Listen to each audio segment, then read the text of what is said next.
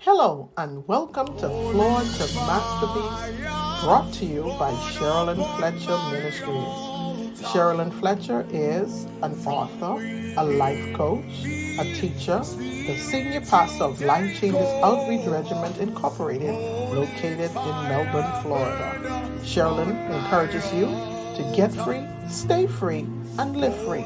Women around the world believe in building and rebuilding life from flawed to masterpiece.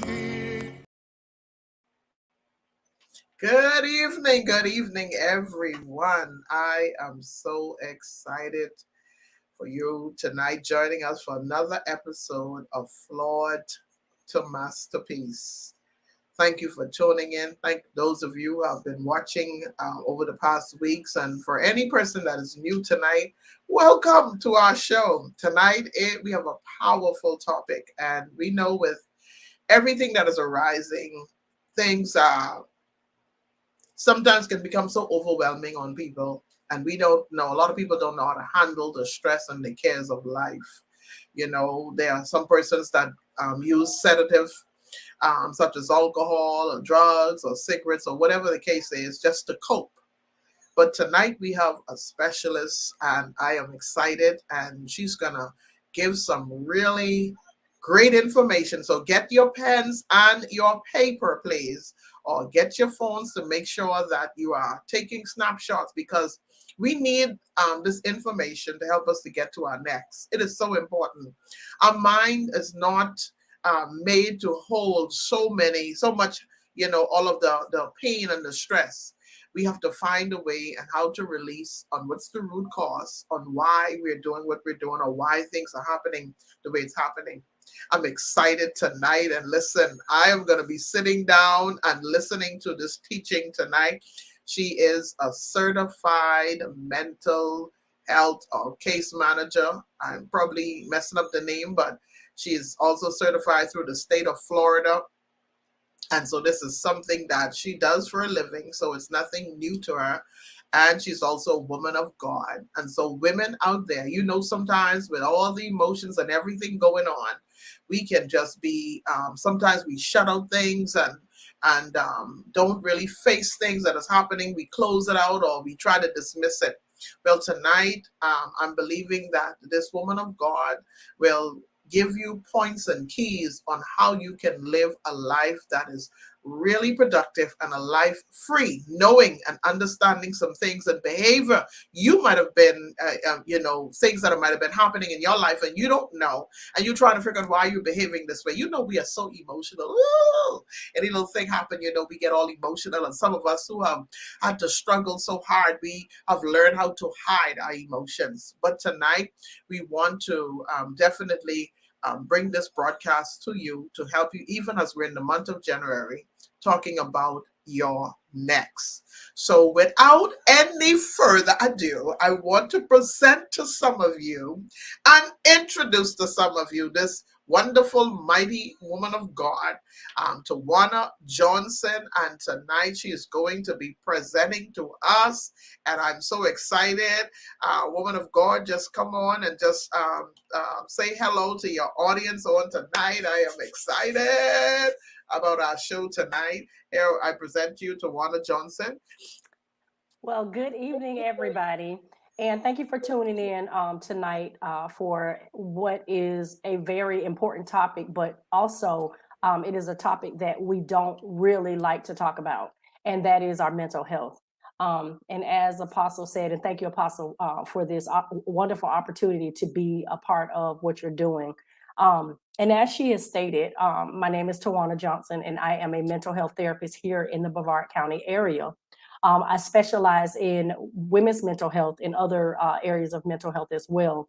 I treat clients who struggle with anxiety, depression, PTSD, and other illnesses, or just some of life's most challenging issues. Sometimes, you may go through a tough divorce and you don't know how to get back on track. And so you need those skills, those strategies to help you get back on track. Those are the issues that we also get together in session and tackle. Mental health is very important because, it goes hand in hand with our physical health. And if you go to the doctor to get your preventative checkups in the physical aspect of things, then you should also see a mental health therapist to try to understand why we think the way we do. A lot of times, and we're going to get into our presentation tonight, but I just wanted to really bring your attention into the fact that, you know, some of the things that we deal with, especially as women, as adult women, stems all the way back from our childhood. So you may have some issues that are just now presenting themselves. However, they started or they, you know, have been matriculating since your childhood. And so trying to understand those things, trying to understand, you know, relationships, you know, why we do what we do, why we behave the way we behave, and why we respond the way we respond is going to be very essential to trying to discover who you are and try to get a strong hold on your mental health. So I never want to assume that anybody know what mental health is. So I always like to start off with just the brief definition of what mental health is. Now, mental health is like the umbrella, right? And under the umbrella, you have your mental wellness and you have mental illness. So we're going to talk about just briefly what mental health is.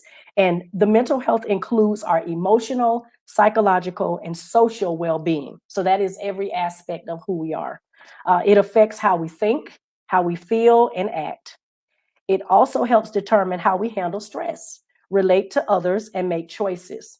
Mental health is important at every stage of life, from childhood and adolescence through adulthood. So, as I said before, some of the issues that we deal with as women stem all the way back from our childhood. And so, I hope tonight you get an idea, or it shines some light on, you know, why you were feeling the way you were feeling, and if you can just put your thumb on some of the things that you're dealing with now to say, you know what, I saw that show up in my childhood, but I could not quite put my finger on it, or did not understand where it was coming from. So that's a brief definition of what mental health is. Now we're going to talk about what mental wellness is. Let's see.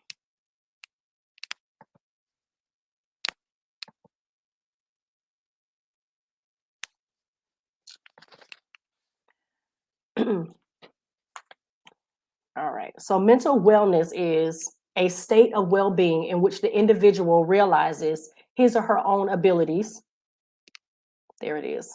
Can cope with the normal stresses of life and work productively and fruitfully, and is able to make a contribution to his or her community. So when you are functioning as a well-rounded individual and your mental health is on par, or it's you know, on as where it should be, that means that you are able to make decisions on your own. You are able to function through life, make the choices that you need to make, healthy choices, that is, on your own, and you're able to produce, and everything around you, socially, emotionally, you know, spiritually, everything is cooperating with who you are as an individual. When it becomes a mental illness is, let me go back one. Um,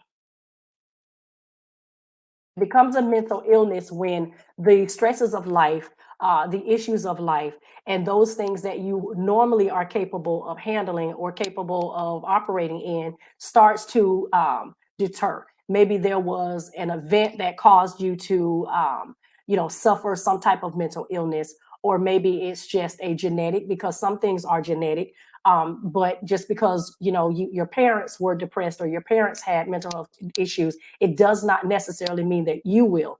But some of those things are definitely genetic. I want to talk about 5 most common mental illnesses that are found. And this is not just in women, but this is in men and women. However, women they suffer a different type. Some of the mental illnesses that women face, that we as women face, are a little bit more unique than what men face. And we're going to get into that a little bit more tonight as well. But there are 5 most common mental illnesses, and the 3 that are on the screen. The first one is depression.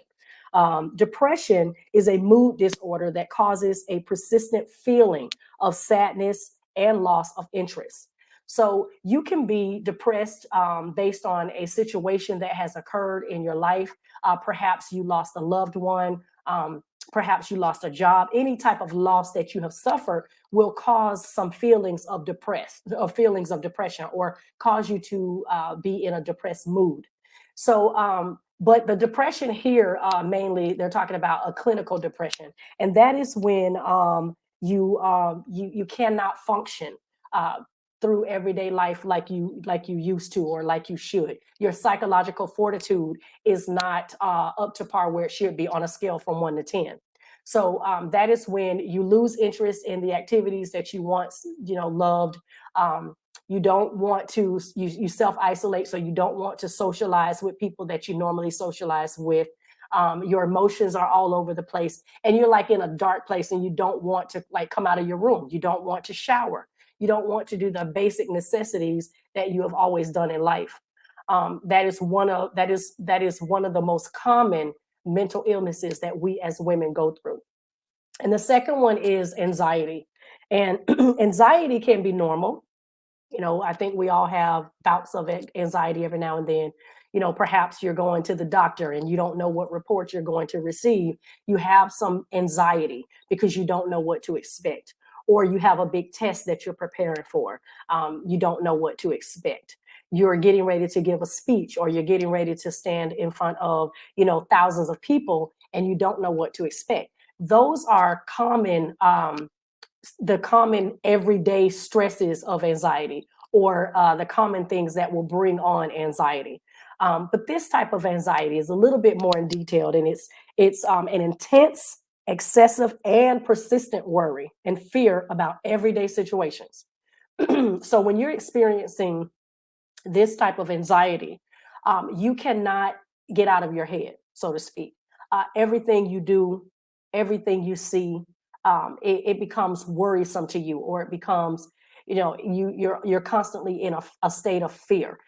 You're always thinking something's going to happen, even though when you look at things, it doesn't look like anything is happening at the time. But in your mind, you are playing back and forth on things that you feel are going to happen, and so you're living in this state of panic at all times. This is the type of anxiety that is more on a mental disorder scale. The third one is post-traumatic stress syndrome, also known as PTSD. Now, post-traumatic stress disorder, I'm not sure how much details anyone knows about post-traumatic stress. A long time ago, it was a military disease or military disorder. Someone goes off to the military.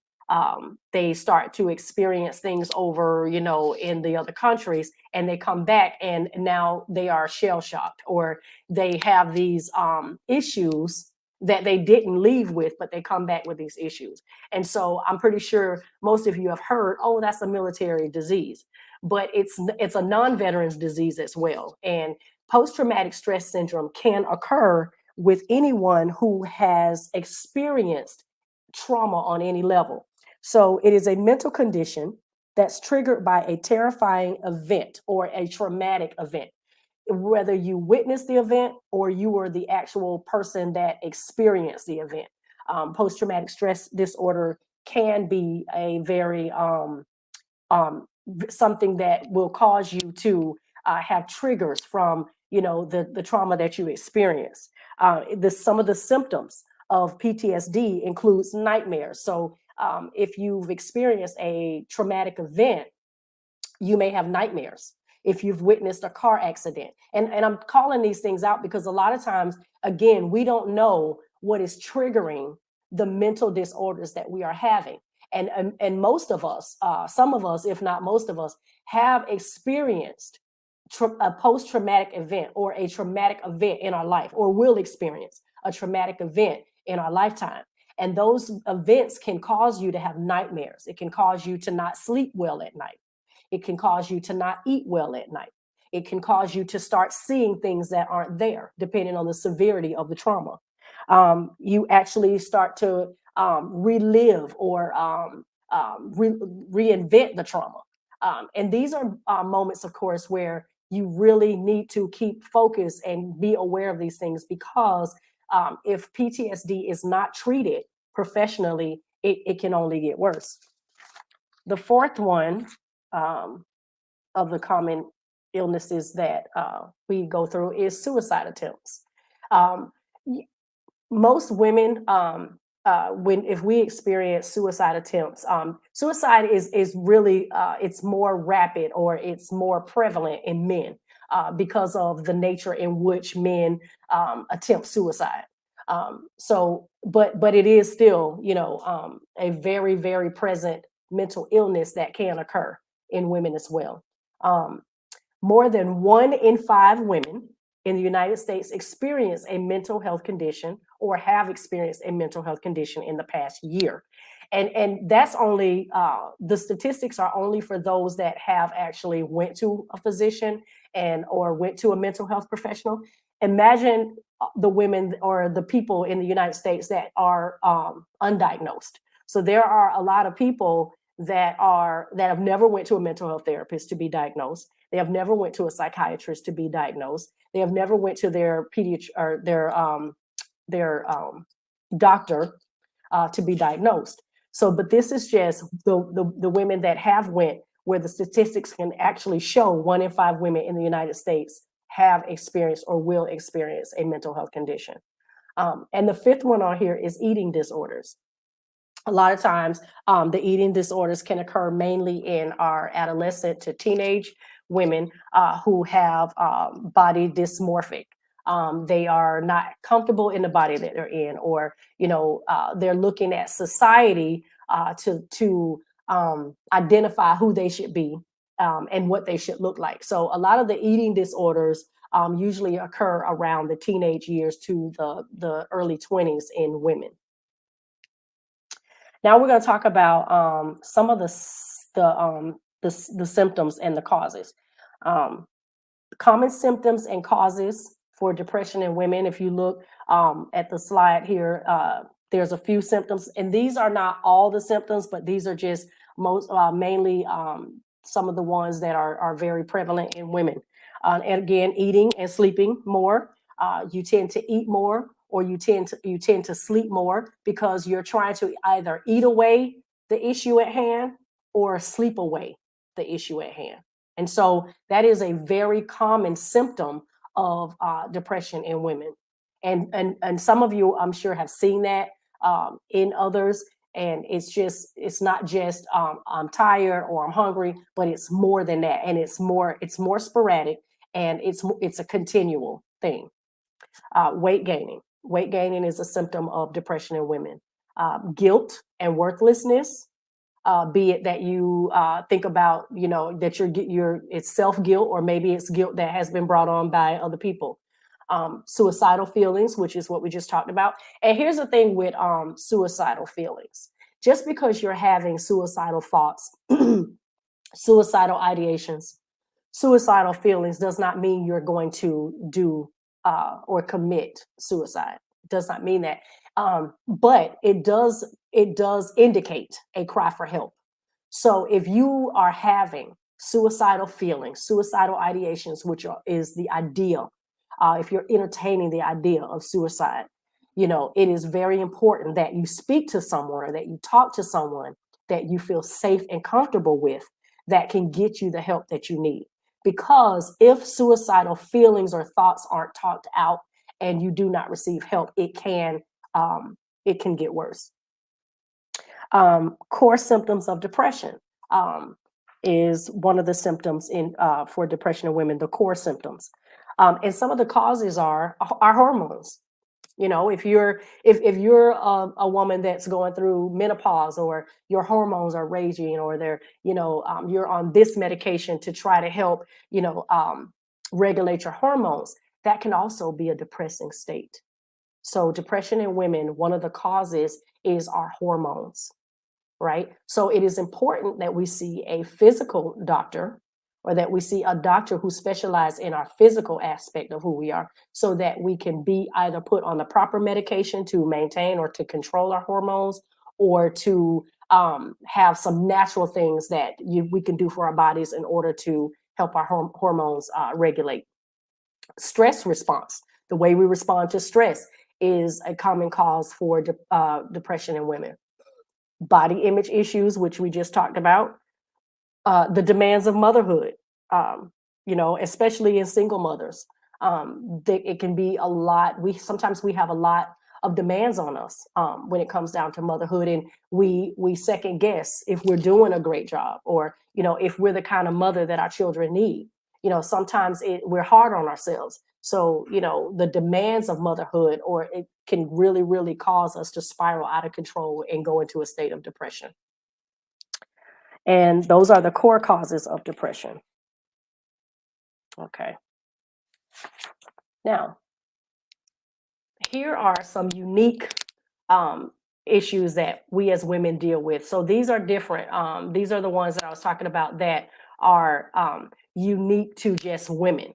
And the first one that I have on here, of course, is sexism.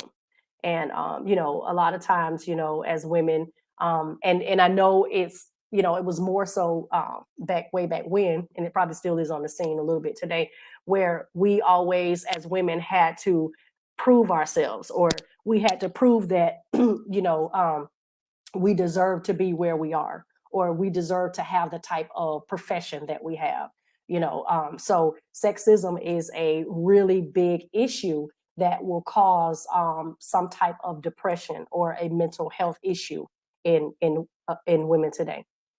Perinatal mental health challenges, which is postpartum. After you have a baby, and you go through some challenges from having a baby, and you go through a postpartum depression. That can also be a really big issue for us as women. And of course, self-esteem. Sometimes our self-esteem is not the greatest, and a lot of times we compare ourselves with other people, especially women. Women compare with other women, and so it reduces our self-esteem, or it causes us to look more negatively on ourselves. So self-esteem is a really big health issue that we deal with. Sexual trauma or intimate partner violence, domestic violence. That's another big one. We don't want to share that we are involved in a relationship that is causing some physical violence. And here's the thing, I want to pause right there a minute, because intimate partner violence is not just physical. It is most definitely mental. Although the physical aspects of it is very stressful, very debilitating, very challenging.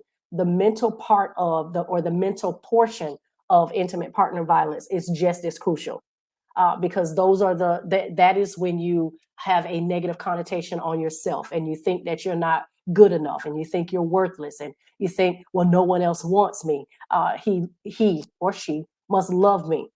If they're angry at me, or if they're upset at me, or if they're using their hands to communicate with me. And so, but we never really look at the mental portion of that, or the mental aspect of that, and that is just as damaging, if not worse. Motherhood, again, not feeling good enough, or not feeling like the parent that you need to be for whatever reason. Maybe there's some issues that are causing you to feel that way. But most of the time, what I see in my practice is those mothers who are single mothers and are having to raise the children on their own with no support. And so when I see them, they are met with mixed emotions. They're met with, I'm not good enough, feelings of worthlessness, and just different things that will really cause them to spiral out of control. Issues relating to culture, race, or ethnicity. This is very important because, although that our audience may be diverse women tonight, mainly this really stems around African American women as far as culture, race, and ethnicity is concerned. I had a client that actually shared with me that she was afraid to go back to her job because she wore her hair natural, and there were other women of different races that were really being hard on her for her hair. And so it caused her to go into a depressed mood. So, with issues relating to culture, race, or ethnicity, we sometimes can really carry the brunt of those issues within ourselves that will contribute to mental health disorders. Workplace issues, pretty much, I just kind of covered that, but workplace issues, and that can be male or female, because as I stated before, sometimes as women, we've had to prove ourselves to be in a position that we have, or we've had to work that extra hard to prove that we deserve to be where we are. And so that can cause some mental health issues as well. And of course, religious issues. And religious issues can be somewhat of, cause somewhat of issues for us as well, especially when it comes down to our faith. Sometimes when we're dealing with mental health disorders, because the stigma is so great, we are fearful to open up to the church, to let the church know that we are dealing with mental health issues. And so we suffer in silence. And in suffering in silence, it causes depression, again, to spiral out of control to the point where you lose control. And so what I'd like to see, and I'm just segueing a little bit, this, was not the route I was going to take at this moment. But what I'd like to see is more of our leaders, more leaders especially in the Black communities and the Black churches, to really embrace mental health, because it is real. It is just as real as our physical health. If we are going to go to the doctor for hypertension or diabetes, or because we are having heart issues, we are going to go to a specialist that specializes in those areas of our health. And so this is the same way with our mental health. If you are struggling in your mental health, it is not uncommon to go to a mental health professional. I believe that this is the most definite reason why God has me in the profession that I'm in, so that I can speak to women, of course, women and men, but so that I can speak with women on how important it is, even as a woman of God with faith, how important it is to make sure you are following up on your mental health.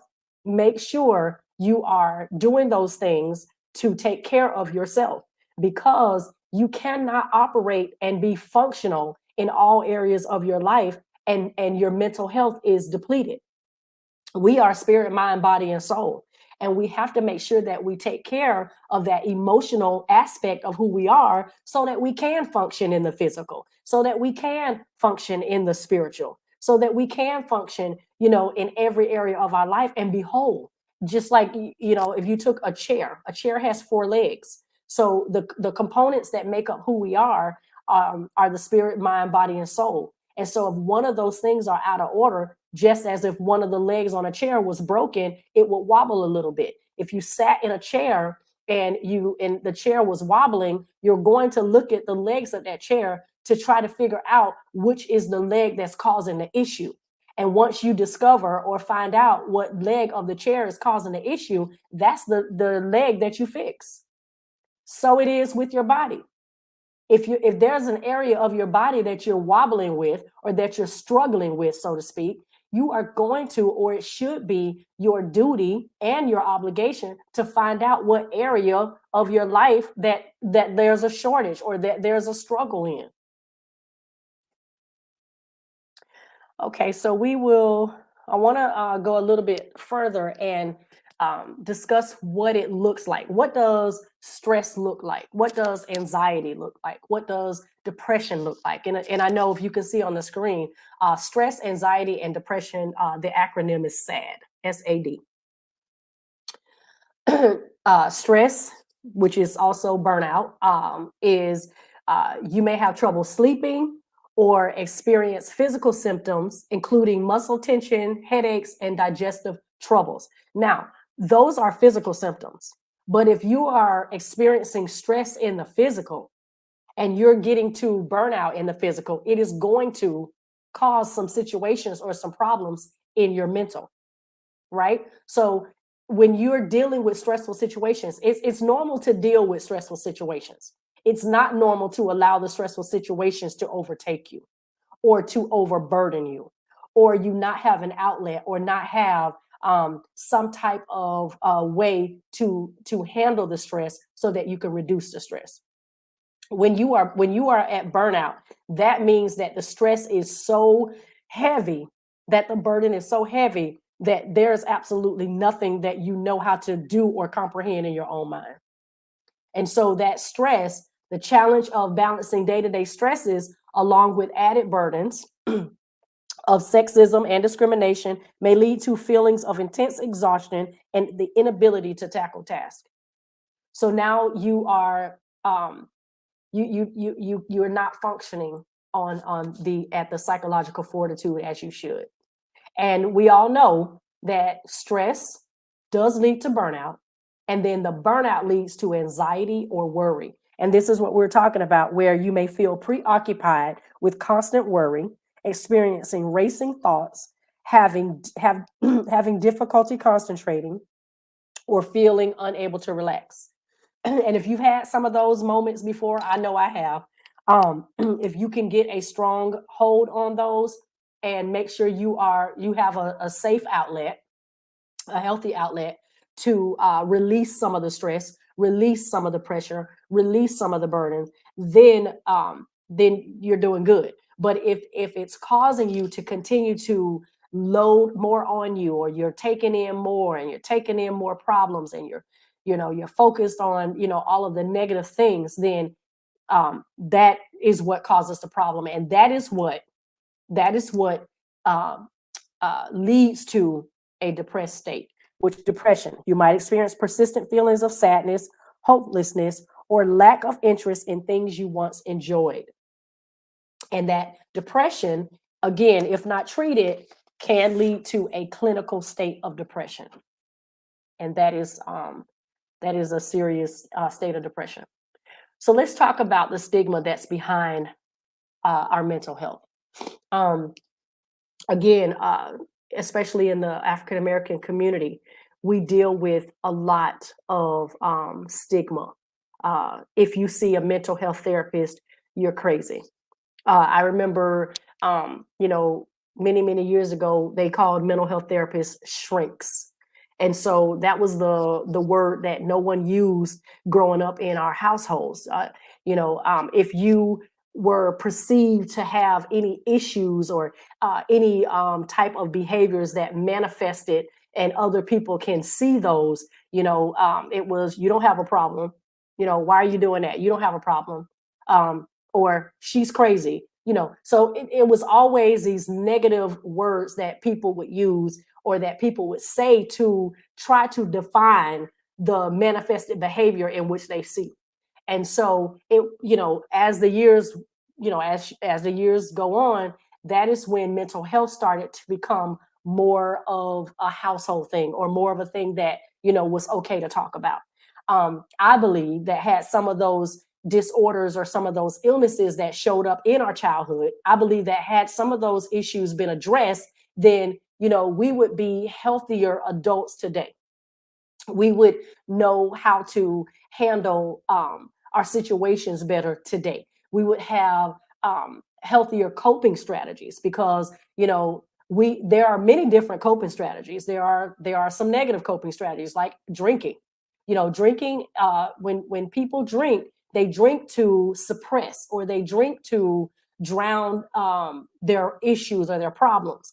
And so the more problems, the more they drink, and then they become alcoholics, or they become people who cannot control their alcohol. So that is not a good coping strategy to use when we're dealing with the issues of life. There are other unhealthy coping strategies: drugs, domestic violence. These are all strategies or coping strategies that aren't healthy. And so what we want to do is try to look towards more healthy coping strategies, or more healthier coping strategies, so that we are able to get back to a normal functioning, a normal homeostasis, so that we can take control over our lives and over our situations, and not allow those things to take control over us. So mental health is perceived, as I said, as if you look on the left side, I think it's your left, it should be your left, under mental health stigma, if someone were to look at a person who was depressed, and not realize or not understand the the magnitude of how depressed a person is, they would say that person or those people are lazy, right? Because they don't want to take control over their lives, or they don't take control over their life. So one may perceive it as, oh, they're just lazy.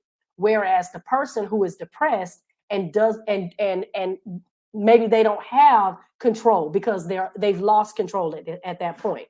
There was a time when they had control, and maybe the stigmas that they were used to hearing caused them to not reach out to a therapist or a mental health professional. And so now they are in deeper than what they even thought, and it's more of a clinical depression. They may be deemed as a person that's lazy.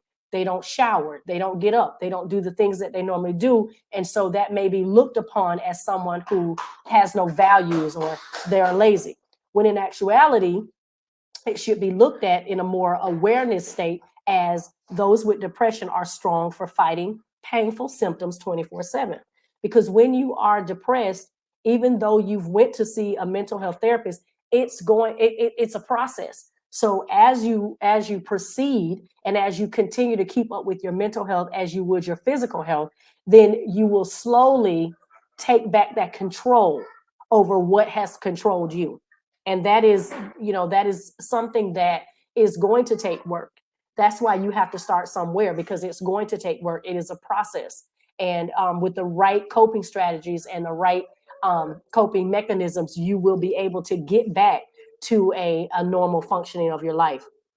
Another stigma people look at with those who have anxiety is people with anxiety, or that person is rude. That is also a stigma, when it should be looked at as those with anxiety can be hypersensitive to their environment, and that can lead to negative consequences. Okay, so someone who suffers with um, a anxiety disorder, they don't perceive things the way normal people without anxiety would perceive them. I've had clients who were so their anxiety was so high that they would think that they would see voices, they would hear voices, real voices. They would see people's mouths moving, but they always thought that those particular people were talking about them, or they were the center of attention in a negative way to these people that they were around.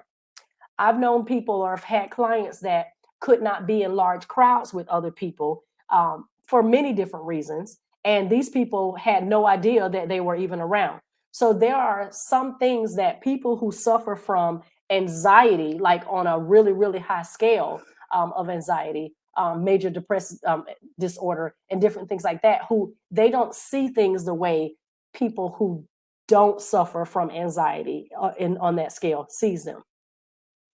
Another stigma, those with suicidal thoughts are attention seeking. And I don't know about you, but I've heard that a lot, that, people who talk about suicide, they just want attention. People who say they're going to, commit suicide just want attention. When in actuality, in an awareness state, those who are suicidal should reach out to receive support that can help them stay alive. And here's the thing, a person who has suicidal ideations or suicidal thoughts or anything that would trigger them to even want to do something of that nature, their brain is not thinking the way a normal brain would think. There are some things that are going on in the brain that are not causing them to see life as something that should be cherished, or that something that should be kept safe. They're not thinking that way. They are thinking that if this is their way out, there's no other way out. And that's because there's something in their brain that has triggered them to think the way they're thinking. Okay. So here are 5 things that you should know, or that we should know as women with depression. Number one, depression is a real medical condition. And here's the thing, oftentimes people struggle with understanding that depression is a real medical condition because some of the mental health disorders or illnesses that you may that we know exist, you don't always see them. Sometimes people can put on a really, really good, facade. They could actually, they put their best foot forward, or they put, their best clothes on, do their makeup, hair looking good, and everything looks well, but they're hurting on the inside. They're crying for help on the inside, and sometimes they don't know who to turn to or where to go for that help, because they don't want to be deemed as weak, or they don't want to be deemed as not having it all together, especially women. I'm just going to be real tonight. We don't want to be looked at as, the person that does not have it all together. We want other women and other people to think that we just have it going on. We just got it going on, right? And so we hide. We hide behind our makeup. We hide behind our wigs. We hide behind our nice hairdos. We hide behind our nice clothes. We hide behind our nice perfume. But on the inside, we are broken. We are broken. Either, from the childhood, or from some things that we have done, or things that we have had, access to as adults. But, here is the day and age where we have to take the mask off as women. We have to reach out and let other people know we are hurting. It is not a sign of weakness. It is not a sign that you cannot get your life together. It is not a sign that you cannot take care of the kids. We can. We know that we can do all of that, right? But when we are struggling and we don't see an end to that struggle, even if we do see an end to the struggle, don't struggle in silence. Don't suffer in silence. Depression is real. It is a real medical condition that will cause other things in our life, or cause other things in our bodies to start to deplete, or it will cause other symptoms to show up. It causes high blood pressure. It can cause your blood pressure to be high. It can cause your stress levels to be high. All of these things from things that people really feel aren't real. So again, number one, depression is real. It is a real medical condition that must be treated, and it's treatable. Let me say that. Depression is treatable. It is a treatable medical condition. Number two, depression can hurt. Literally, it can hurt. It really can hurt. Okay. So if you are a person who's going through depression, or someone that is going through depression, let's be mindful of that, because it can hurt. Number three, certain types of depression are unique to women, and we talked about those, such as sexism, perinatal challenges, workplace issues. Those are depressions that are unique to women. Number four, depression can be treated. It is treatable. And number five, researchers are focused on women's mental health, and that is a wonderful thing, because there was a time where we were not taken seriously in our mental health. And not just by researchers, but just by families. Our families didn't take us seriously. If as a teenager growing up, if you had a mental health issue, that was not taken seriously. I don't know about you all, but I used to hear, oh, just go pray about it, pray about it, pray about it, pray about it, pray about it. And prayer is amazing. Prayer is necessary. It is essential. It is needed, but you also need other things to go along with prayer. You need action. You need action. And we know that. We know that, the Bible tells us that, without faith, it's impossible to please. That's an action. You got to put faith. You have to put action behind what it is you believe in. And so it works the same way. You pray about it, and you have to put action behind what you prayed for. So I just wanted to share that tonight, that these are the 5 things that, we as women, we should know. And that number one was depression is real. It is a medical condition. And 4, it can be treated. I want to talk a little bit about the importance of self-care. And this is uh, the key ingredient, the key ingredient to taking care of our bodies as women, and taking care of those things for us first.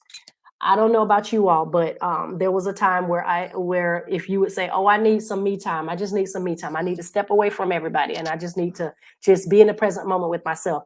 And you would hear somebody say, "That's just selfish." It's not selfish. It's important. Self-care is not selfish. It's important. And so self-care, and I have up here on the screen that it's not all salt baths and chocolate cake.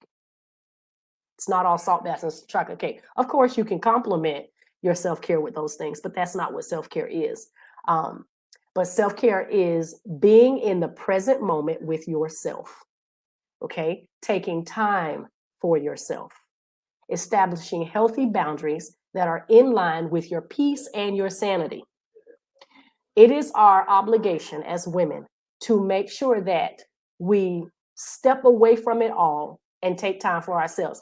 Because let's face it, we all wear many different hats. Women from all backgrounds, nationalities, um, colors, races, you name it. We all wear many different hats. And sometimes we don't have a chance to take off one hat before we have to put on another one. And I don't know about you all, but as a mental health therapist, I am a wife, I am a mother, I am an employee somewhere, I am an employer somewhere, I am a woman of God, so I have ministerial duties at my place of worship, and I'm a daughter, I'm a sister, I'm a grandmother. We wear many different hats. And like I said, sometimes we don't have a chance to take off one hat before we have to put on another hat. And so, with that being said, we have to make sure that we take time for ourselves, that we steal away. And I don't even want to say steal away, because when you steal away from something, that means you have to force yourself to do it. So, that's not what self care is. Self care is putting yourself on your calendar like you put everything else on there. So, ladies, if you keep a calendar, be it on your phone, be it a tangible calendar, you need to schedule some time for self care. It is essential. It is important. And if you do not take the time or heed time to do those things that you know you need to do, that is when you become overwhelmed. That is when you become overburdened. That's when you snap on people. You know, like when they say, "Oh, well, where did that come from? She just snapped." Well, spend time with yourself. Get to know yourself. Sometimes we don't even know who we are before we try to tell people, who they are, or before we try to figure out who somebody else is. Let's sit with ourselves to figure out who we are. I see clients in my practice, women mainly, who have reached the point of a midlife. They're having a midlife crisis, right? They've raised the children. The kids are either in college or they're off and got married and have kids of their own. And they don't really know how to do life outside of that because they have thrown everything into their families. And that's fine. That's a wonderful thing. I'm not knocking that. We should. But we should also throw ourselves in ourselves so that we can be better for ourselves. Because when everybody else is gone, you not stuck with you, but you have you. And so you have to love the person that you have become, right? It's okay to take yourself out to the movies alone or go eat dinner alone because you love being with yourself just as well as you love being with other people. So that self-care piece is very important. Um, the 5 self-care practices for every area of your life, your social self-care. So we need to be around other people, right? We need to talk about things that other women have in common with us, that helps us to know that we're not alone, right? If you have friends that are dealing with some of the things that you're dealing with, and maybe they have some way that they've dealt with what they're dealing with, and that it can help you, and vice versa, you need that. So social self-care is very important. Your mental self-care, taking time from stepping back from your computer, stepping back from your what you do on a daily basis, and reflect, meditate, pull yourself back in the present moment, however way you do that. Read a good book, just meditate. Listen to some mindfulness meditation. There's many apps out there. There's an app called Calm. It's just a voice that's a guided meditation that's, taking us through like the I would say like the a nature scene, and you're envisioning this in your head, or a waterfall, and you're envisioning, you're somewhere else. But just, taking that time out to have a mental self-care day, spiritual self-care, of course, spending time with God, spending time with God to, hear his heartbeat, hear what's on his mind, hear the next direction for our lives, because we do know that we are not operating in and of ourselves, that, the Lord is our light. He is our path. He is our direction. And so we receive that direction from him. So spending time with him in the spiritual aspect of self-care is key, because that is where you're going to get, your other essentials for healthy living. Okay. Emotional self-care, uh, regulating your emotions, being in control, not easily angered, not easily frustrated, not always wanting to pop off or jump off on somebody because they said the wrong thing. There are sometimes people are going to say the wrong thing, but we have to be proactive and think about what we say, right? So getting in touch with your emotions, letting yourself feel what you feel in the moment, but also being able to function and in a healthy way over those emotions that may want to overtake us. And then our physical self-care, eating a healthy diet, right? Exercising, um, however that looks, walking, running, skipping, jumping, hopping, whatever your choice of exercise is, making sure we get that piece in, because here it is again, if your mental health is off structure, then it starts to mess with your physical health. And if your physical health is depleted, it starts to mess with your mental health. So those are very important. Okay, so what is self-care? Self-care is the practice of individuals looking after their own health using the knowledge and information available to them. It is a decision-making process that empowers individuals to look after their own health efficiently and conveniently in collaboration with health and social care professionals as needed. So your self-care is your business. Your self-care is your duty and your obligation to yourself. And it will work in collaboration with professionals like your mental health professional or your health professional.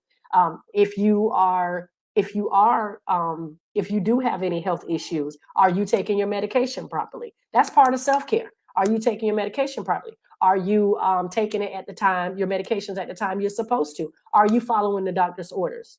Right? So that's all a part of your self-care that works in collaboration with your health provider, and such as with mental health professionals. Are you properly utilizing the tools that you were given in sessions? When people come to me for any type of mental health um, issues, when we start a regimen of self-care or tools to use for self-care, I ask, are you using the tools that you were given in session? And here's the thing, it's not going to work if they don't use it. So if you're getting these tools, and I always say, you bring the toolbox, I'll supply the tools, but then you have to put the tools in the toolbox and use the tools when you get home or when you're doing everyday life.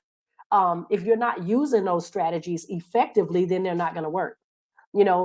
Sometimes people come to therapy and they expect their therapist to know everything, do everything, and be everything, and that is not the case. We only can help with what you present us with, and then when we give you the tools to break down how to do life with, you have to utilize those tools. That's part of self-care. Okay. And then the biggest part of self-care is establishing those healthy boundaries for yourself. Ladies, we have to establish boundaries. We cannot allow other people to just take, and you not being able to get that back. So in other words, if you're constantly pouring into people and they're not pouring back into you, then you're left depleted. If you have boundaries and your no is and you're saying no, your no should be no, right? If it, I always use this analogy when it comes down to boundaries. You live in a house, and then you have a neighbor next door to you that live in his house or her house. There are property lines for a reason. So if you buy a house and next to someone, when you start looking for the house and when you start going through the motions of buying the house, you're going to have to do a land survey. That is just a survey of your land. It's going to let you know where your property lines are. They're going to let you know where your property lines start and where they end, right? Because you want to know that so that you won't infringe on your neighbor's property. Okay, so if you wanted to go out one day and plant a rose bush, if you didn't know where your property lines were and you planted a rose bush on your neighbor's property, your neighbor might get upset. Might, because roses are nice, so they might not. But they may get upset because you have just now crossed over the property line and went into your neighbor's yard and planted something in his yard. That's how boundaries are. There is an invisible line around you, right? That first invisible line or circle, might I say, there's an invisible circle around you. And that is your personal boundaries, like all around your personal boundaries. So when people talk to you, you don't want them like right here in your face, because now they're violating that personal boundary that you have placed around yourself. So normally when people talk, they talk at arm's length or just a little bit closer, but not close enough to where it makes you uncomfortable. So there's an invisible circle around you that's a boundary where you don't want other people to cross, because you want to be able to have a healthy conversation with those individuals. Okay, boundary lines. There's a boundary line, right? You don't want people to cross over those boundary lines because that is a violation of who you are. And you don't want to cross their property line or their boundary line because that's a violation of who they are. So it is so important to establish those boundaries. If you don't want someone coming to your house after 10 o'clock, let them know. Listen, I don't want anyone coming over after 10 o'clock. Okay. Now, you may have to enforce some of those boundaries. However, if someone doesn't take those boundaries seriously, then that means they're not taking you seriously. And sometimes boundaries hurt because you don't want to, especially with loved ones, you don't want to hurt your loved ones because you have established a boundary in your life. But in order to do life with anybody and to do that in a healthy, effective manner, you have to establish those boundaries. This is why a lot of times we are overwhelmed as women, because we don't make those boundaries known. We don't allow other people to know that we have those boundaries. And instead, we say yes, yes, yes, yes, yes all the time. Yes, I'll do it. Yes, I'll do it. I'll take care of it, because we don't, for fear that they may be upset with us, or they may not like us, or whatever the case may be. But this is definitely the hour that we start to establish those healthy boundaries. Okay. So there is help and there is hope. There is help and there is hope. And I wanted to, again, just briefly go over these little boxes here. The first one, there's help, therapy. Therapy is a wonderful way to discuss any mental health concerns, illnesses, or any of the sort that you may have. Sometimes you don't know that you have a mental disorder. And, it's not for you to self-diagnose, of course, but it's for you to go to a professional to get the proper diagnosis. Okay. You may have been experiencing some symptoms of something and you just can't control it, because there are some mental health disorders that are a little bit more complex than others, more like more psychotic disorders that will require medication. But then there's also some mental health disorders that are a little bit not as complex that, medication can help with also, like anxiety. Sometimes, medication can help with those, with anxiety, of course, and depression. And sometimes you may need it. Don't be taboo about medication. If you needed medication for to regulate your heart so that you won't have a heart attack, you're going to take medication. You may question what kind of medication it is, but you are going to take that medication. You are going to trust that doctor. Well, first you're going to trust in God, but you're going to trust that doctor to know what he's doing because he has a medical degree. And you are going to take that medication because if you don't, you can have a heart attack, right? So if you need medication for a mental health illness, take it. Ask questions about it though. You can speak with your healthcare provider and ask questions about the medication that he or she is going to be placing you on. But I would advise you to take it. You can pray about it. Take your medication though. You can pray about it. Ask God to help you as you take it. And you can even ask, help that I don't be on it long, that I can regulate so that I can be off this medication. But some things require medication. Some things are a combination of therapy and medication. And your healthcare provider will be able to determine if you need that medication or not. So therapy is vital. It is a good way to talk about challenges to help you navigate through those challenges with a healthcare professional. And we as women, here, this is very key too. We as women, we want to find a healthcare professional that can speak to our needs, right? That could speak to the issues that we deal with, right? That's what type of therapist you want. That's what type of mental health professional. They're the same. They go hand in hand. That is who you want. You don't want someone who does not know about your issues or who has to, second guess your issues or fear or may not be as confident in the issues that you're presenting. Because here's the thing, it's not a one therapist fit all type of field. You have to find, just like you go shopping for a car, you want to find that right fit. You want to find the one that drives better for you. You want to find the one that you feel most comfortable in. Well, you want to find a therapist that you feel most comfortable with, that you feel most comfortable talking about your issues with, one that will not judge you, one that will not, one that will be unbiased to what's going on, one that's going to give you the proper tools to help you navigate through that situation that you're dealing with. Okay. Also, support groups. Support groups are fantastic. And let me tell you, I taught a support group for about 4 years. And what I found out was support groups are amazing because if you find a support group that can speak to whatever issue you're going through, let's just say you went through a divorce and it's a really tough divorce and maybe you didn't see it coming, maybe you did, but it was still tough and you just can't get past what has occurred in the divorce. And it's very beneficial for you to find a therapist, but also go to a support group because you're going to be going to a support group for individuals who are dealing with the same thing you're dealing with.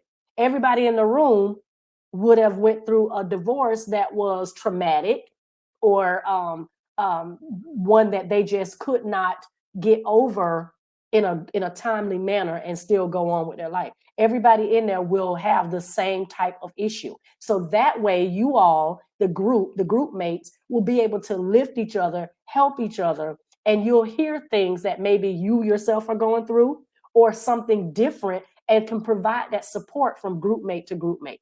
So support groups are very beneficial. And they can definitely help you to get through what you're going through as well with the things that you're experiencing. Routine checkups. And this is from the physical standpoint. Make sure, ladies, that you are going to get your physical checkups. Make sure you're getting your mammograms. Make sure, you're getting your pap smears. Make sure you're getting, if you're over 50, that you're getting your DEXA scans. Make sure you're getting your colonoscopies. Make sure you are getting all of your preventative care to prevent any issues or to catch early issues, because these types of things will play on your mental health. So make sure you are going for those routine checkups. Do not ignore them. And then meditation or mindfulness practices. I talked about that a little bit, where studies have shown that these practices can help reduce the symptoms of stress and anxiety that often come with challenges around women's issues. So meditation, mindfulness, meditation or mindfulness, meditation and mindfulness, both or either or, can be very beneficial in helping reduce the symptoms. They help reduce anxiety. They help reduce the depression. These are things that your mental health therapist or your healthcare provider will tell you. And these are like, those are tools that you're going to put in your toolkit. And you're going to do these things consistently. Don't do them once or twice and expect things to look different, because it won't. This is a process. And so as you proceed through the different tools in your toolkit and you do them consistently, then you will see a reduction in some of those things that you're dealing with. And then hotlines, of course, and safety resources can also help. There's hope in those as well. So if you're having suicidal thoughts, you need immediate support, you can always text or call 988, and that is a 3-digit number. It is a number that has just been released, I think last year, sometimes, if I'm not mistaken. Because it's 3 digits. It's close to 911, but it's 988. And that way you don't have to remember the long 1-800 number that has been out there forever. So 988, you can call it or you can text it and you can let them know. Here's the thing. There are operators who are trained professionals. They are trained to answer the phone. They are trained to give you the information and the resources that you need. They're trained. They're not just some, Joe Schmoes on the other end of the line just waiting to pick up a phone. They don't operate. They're not telemarketers. They don't operate based on how many calls they get. That's not how they get paid or anything like that.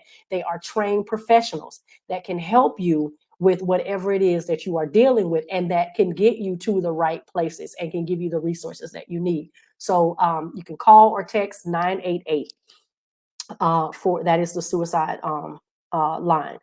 There are also local resources, and I didn't include a whole lot tonight, but there are local resources right here in Brevard County for those of you that are in Brevard County. And if you are not in Brevard County, you can call. Of course, I don't know the numbers outside of the counties, but I would advise you to make sure you are familiar with those phone numbers and those resources so that you can receive the best help as quick as possible. But for Brevard County, there's the Women's Shelter, there's Genesis House, there's many different ones that will help you and help you to receive the care that you need. And also 211 Brevard. I'm not sure how many people are familiar with that. It's another 3-digit number.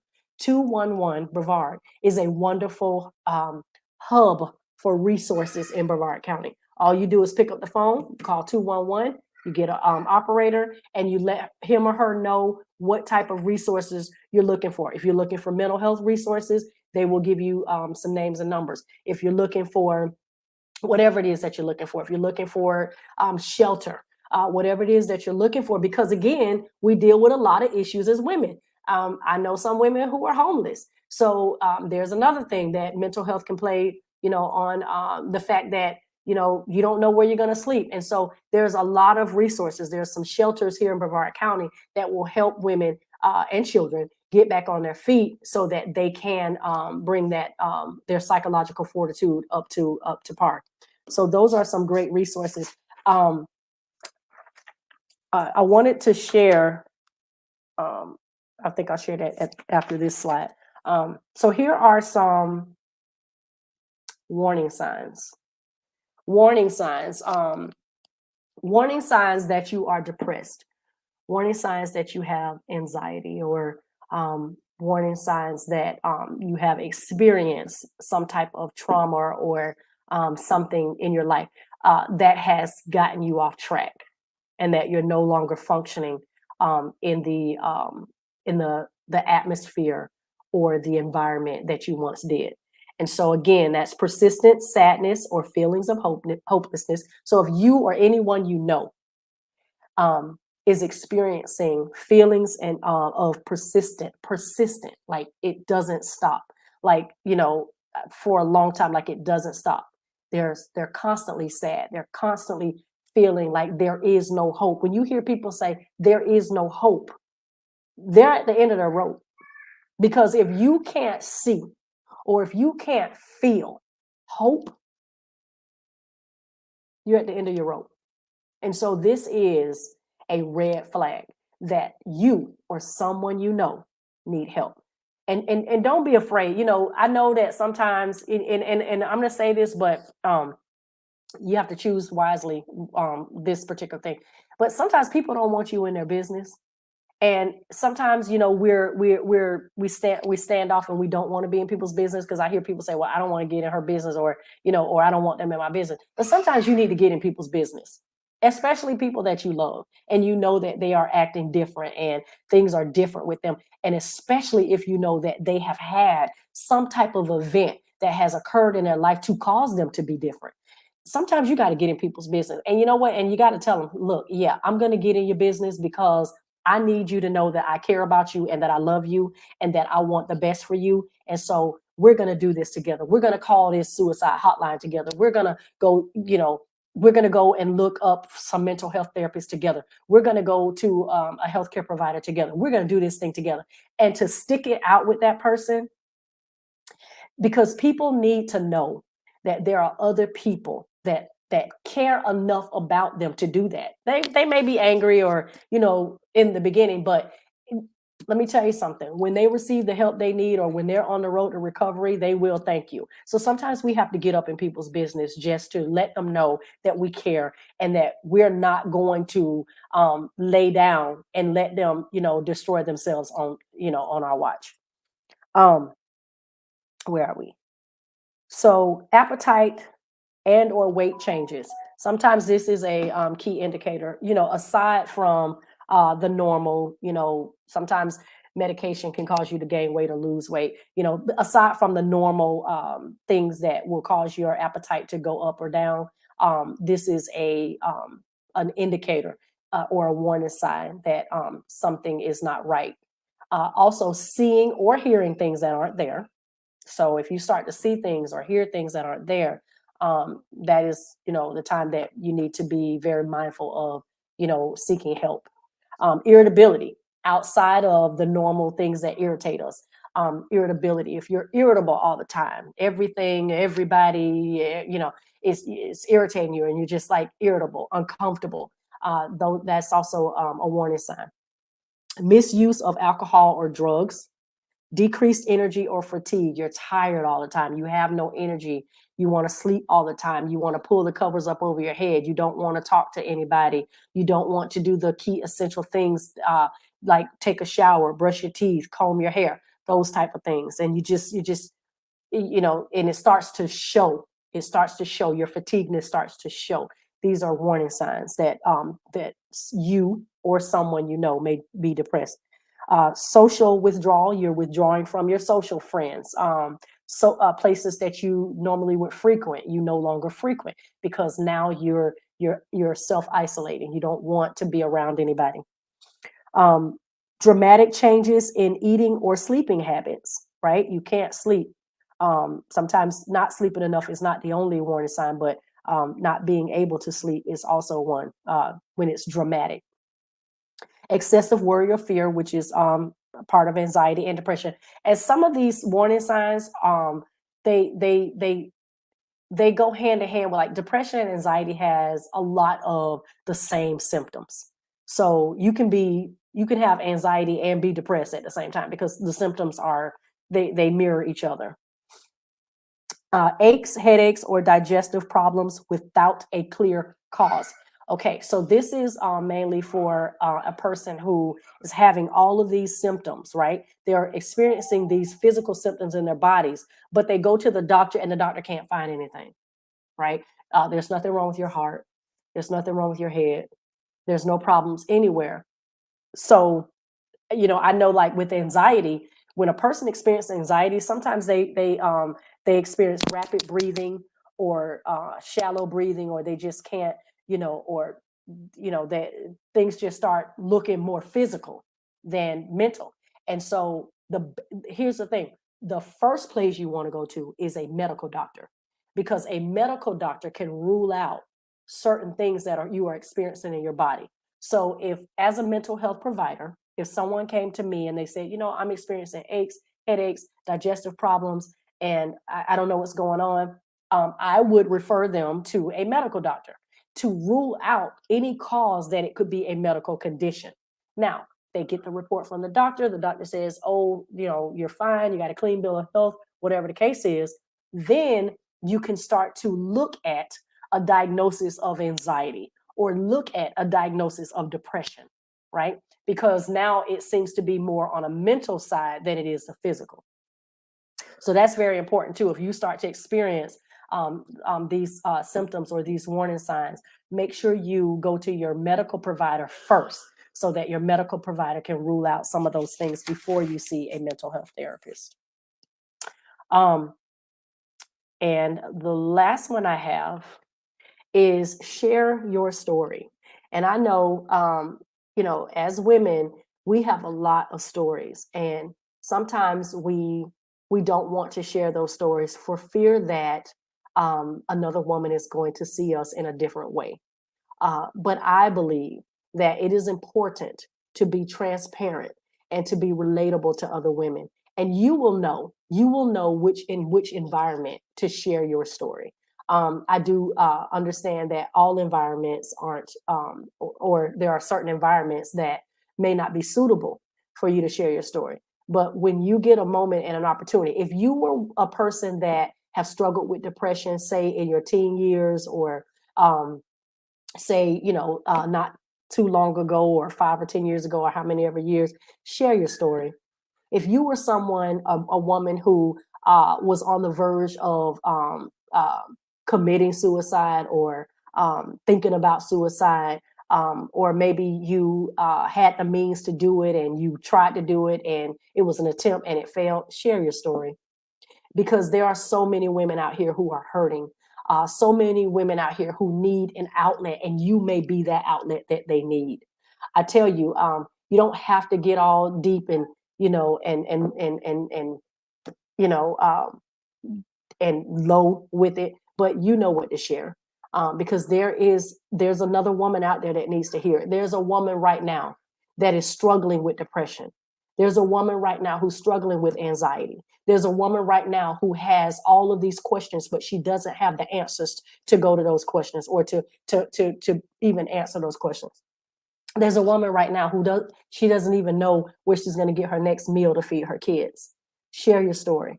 It is so important. This is how, we connect with other women. This is how we strengthen each other, right? Because with us standing together in unity, that's where we receive our strength. So, don't be ashamed. If you've overcome, these illnesses, or these disorders, or these thoughts, then you've overcome. And so you're in a place now where you're able to tell that story, and you're able to help someone else get through it. Because, understand me, not everybody is strong enough to carry this load alone. They need us. This is why I chose this profession, because I believe that there are women out there who are hurting, who want to know what other women are going through so they do not feel alone. And most times when people isolate, they do it because they feel like other women won't understand, or the enemy sometimes speaks, in their minds, and let them and tell them you are alone. You shouldn't share that story. So just be mindful of that, and just make sure that you are doing what you need to take care of your mental health, and that you are watchful, and especially with people that are close to you, your loved ones, your friends, you are watchful to see if there's any changes in them as well. Thank you so much.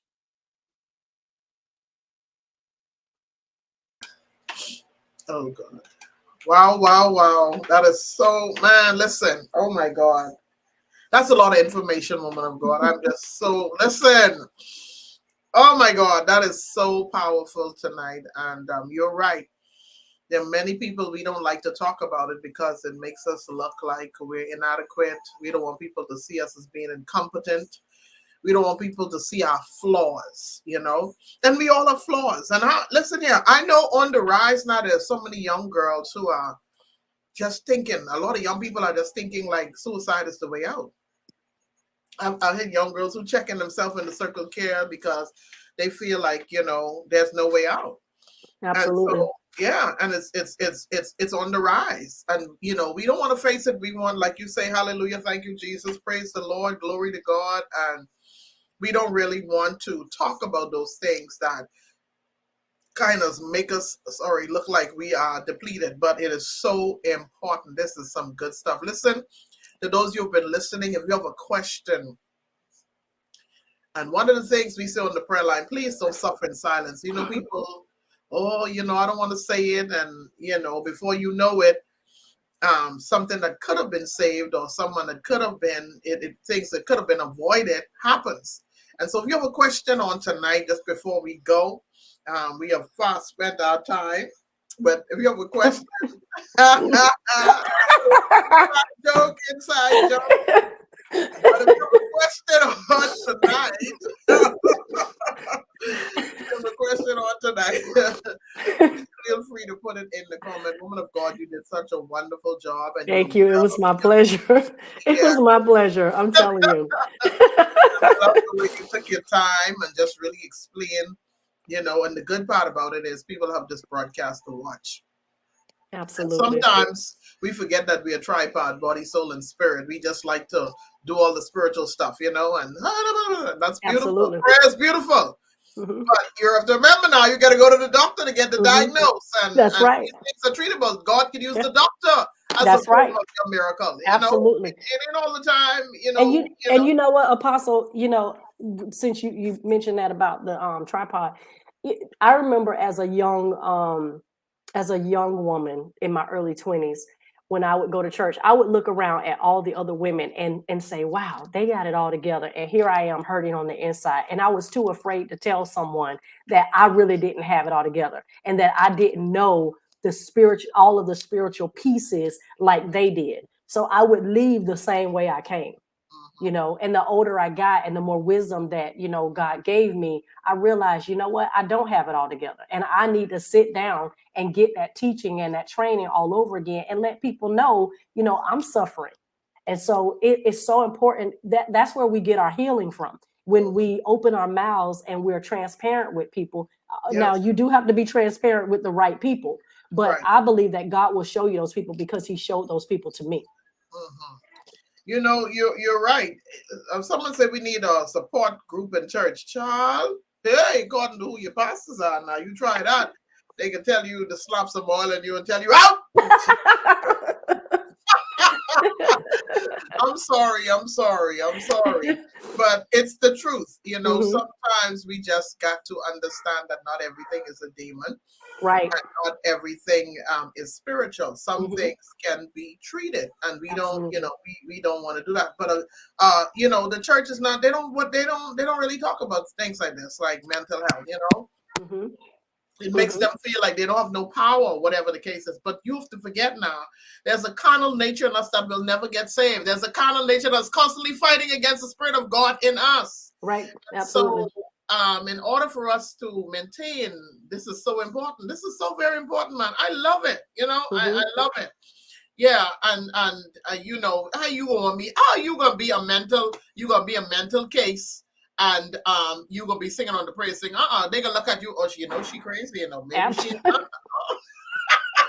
Absolutely. No, go get yourself healed. Just like you come to Uh-huh. church to get healing, go to a mental health therapist and get some healing.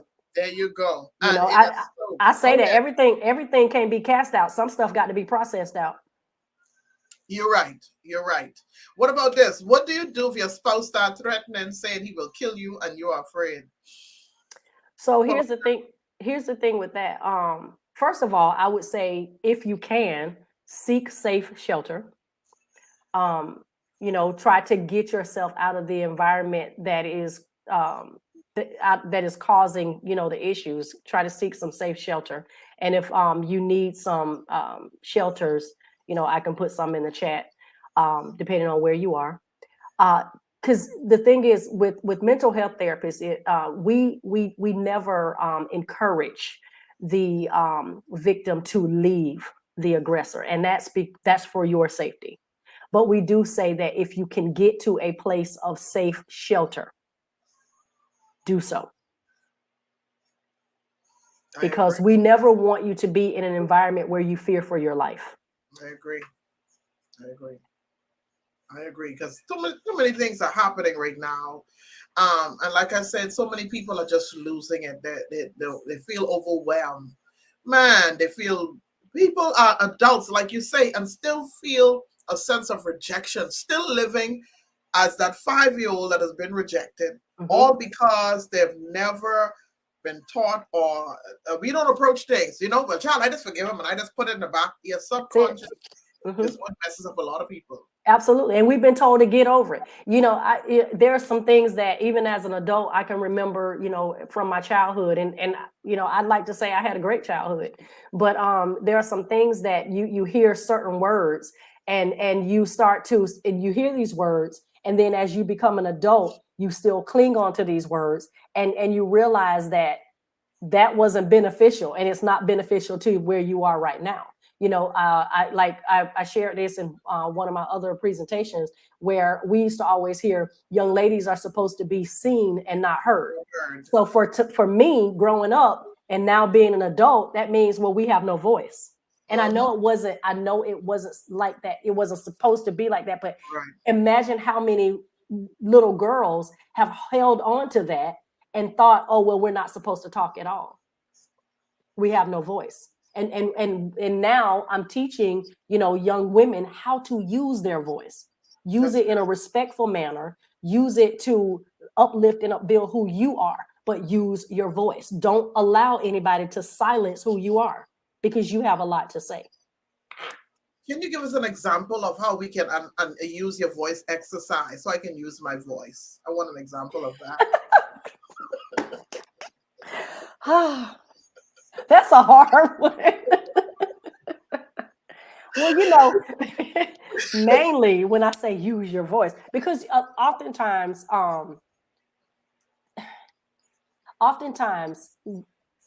young ladies are afraid to speak up because they feel like, or they've been told that it's a form of disrespect when you speak up and you advocate for yourself. So using your voice mainly to me is another way to advocate for yourself, you know, but do it in a respectful way. I always say that, do it in a respectful way. So just advocating, self-advocating, saying what your desires are, what you like, what you dislike, what feels good to you, what doesn't feel good to you, those things like that. So that's what I mean by using your voice and standing up for who you are, you know um whatever that looks like, whatever that is, because at the end of the day, we can't make choices for other people. They have to Mhm. make their own choices because it's them, and it's their bodies, it's their mindset. So again, with all due respect, and doing it in the right way, the proper way, just using your voice to make sure that you are heard. That's awesome. Because, Antoine, there's a lot of times that, um, especially women or young girls who are rape victim, those are the ones who really lose their voices.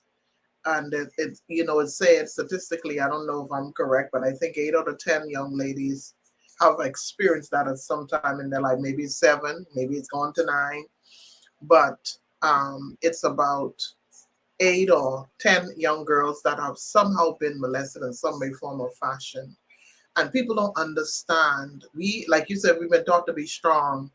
You thought when you're in church, oh, just pray about it, go take a cold shower. Child, them cold shower doesn't make you ready. Because Mhm. when you didn't take that cold shower and put on all that lotion and stuff, it just You so just clean. hi, You, on the yes, outside. Yes, uh-huh. And that's it. so you're right. So there's a lot, and I see someone put parenting classes, and I agree with that. You need to make a trip. I don't know if you mean a trip to Tawana or what kind of trip now? Because is that a Medea trip or just a trip to where you can get help? Because we want, there was a time. Listen, there was a time before I started ministry, man. I was so depressed and suicidal. Oh my God, But of course, you being who you are, you don't you can't dare say that. Right. How can you preach the Absolutely. gospel and say you have a depression? How dare you Hmm. say you want to commit suicide and you just preach a good Apostle, a Medea trip? Oh, Jesus. No, we can't. No, you're going to need to sign up with Tawana and get that help. No, you can't make a Medea trip in Oh, this that don't sound good. no, dying good. But But, man, Apostle, when you were talking about, yeah, like preaching a good message and depressing, I think that too, as women, and I can say this because I'm one, so I'm not being biased. mhm, Because we wear so many titles and people look at those titles, we're afraid that if we tell them who we really are and what we're really dealing with, that's going to dilute or take away the authority of the title in which we hold, right? mhm. And that is such a stigma, especially, and I'm sorry, especially with Black women. It is such a stigma. It won't reduce who you are or the title that you hold if you tell someone that you're hurting. Mhm. A lot of times we do things, at while we're hurting, and and that's not good. I agree. I agree. I agree.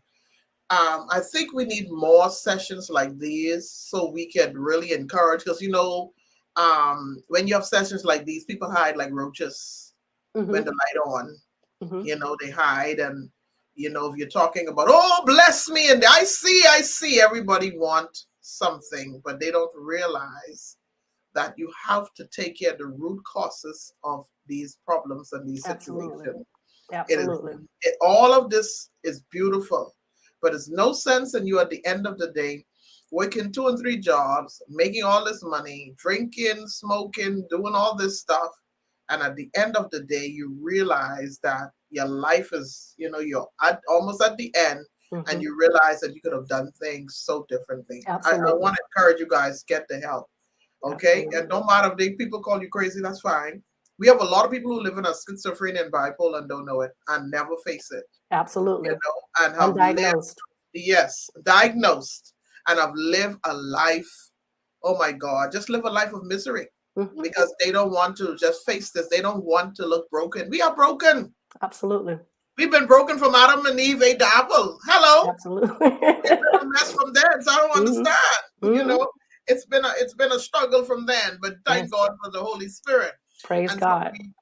we need guys, listen, you need to have some, even if you think you're okay, you always need to have a therapist or someone you can talk to Hmm. every now and again, to just for that Right. venting to let out. Because sometimes we talking to people who just as broken as us or Hmm. who need just as much help as we do. And that's like the blind leading the blind. Hmm. So Hmm. don't feel like, I ain't got the money. You have money for hair and nails and things That's that don't right. matter. We So adorn the outer body. hi, thank Yep. you. You Hmm. have money, you can invest in yourself. And I like the five. You talk about the social, the mental, the physical. And these are things that I constantly tell women, you've got to invest in yourself. You have to Absolutely. I love what you said, put you on the calendar. That's You're it. doing everything else and then you get mad. I call it TJ time. Don't play. Hey, Don't play because I do. I'm like, no, this is my time. What are you doing? Whatever I want to do. now, hey.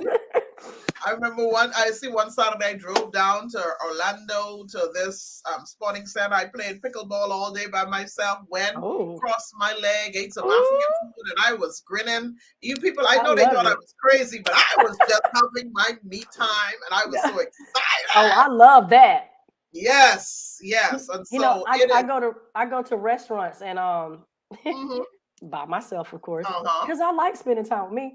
And so it never fails. Most every time I go, when the hostess gets ready to seat you, she goes, is it just one?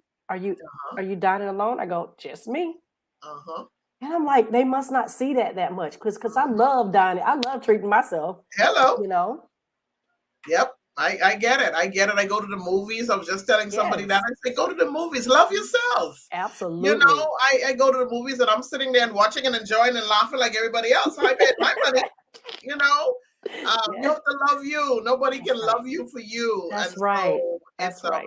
yeah, really us women of God, really empowering and teaching. And I think at every conference and all that is so beautiful. But people need to understand there are levels to deliverance. There are levels to healing. Absolutely.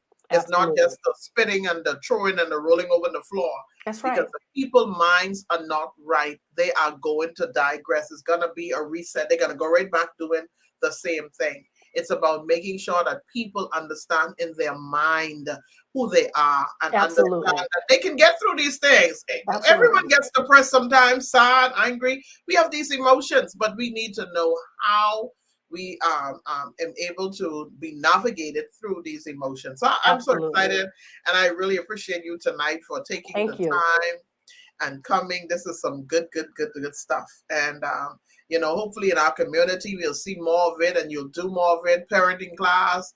A lot of children, we complain, children raising children. What are we doing about it? We're Right. talking about it, but Mm-hmm. what are we doing to, okay, we see that this is a problem, so now we need to have parenting class or do something Mm-hmm. to help with these young people, or to help with Mm-hmm. the situation. So this is Mm-hmm. this is powerful, and it's on the rise. It is on the rise. Every day Absolutely. I am seeing it, and so I'm grateful and thank you. Thank you so very much. You did an awesome My job with pleasure. the presentation. Thank you. Thank I was trying to, while he was doing the presentation, I was trying to see if I could steal it and download it, but it didn't give me that option. I started laughing I at can myself. send it to you. Hey! Go here now on live. She said she's gonna send it to me. Yes. But thank you so very You're much. I absolutely really welcome. appreciate it. My I pleasure. wanna, yes, I want to thank all of you, our broadcasts, and those of you that are listening and tuning in. Thank you so much, you wonderful ladies, men, women, wherever you are on today. Thank you so much for being a part of tonight's show.